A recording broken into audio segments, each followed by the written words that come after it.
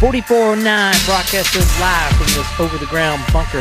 Today, I want to give congrats to all the Ron Paulers that went out and did everything that they did, from donations to signs, everything that they did. You know, people want to make this into something that you know, about winning an election, and we've always said that it's not about winning an election in the general sense. I mean, people get caught up in this whole thing about winning, as in like winning the Republican nomination, like that's some kind of badge of honor.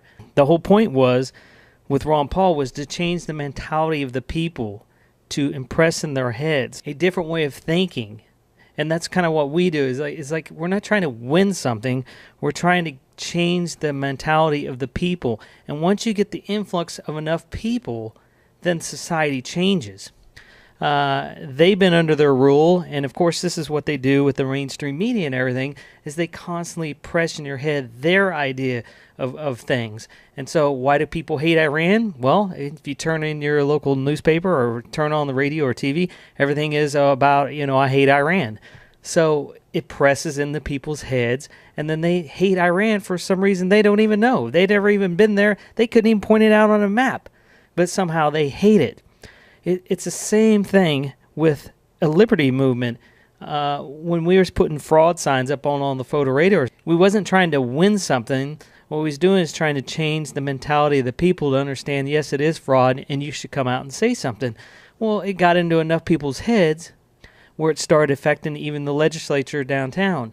It's not that I didn't go down there. I didn't go down there and say, hey, stop photo radar. If I seen one of them, I would bitch at them about it, but I wouldn't go down there trying to lobby to get them to stop it.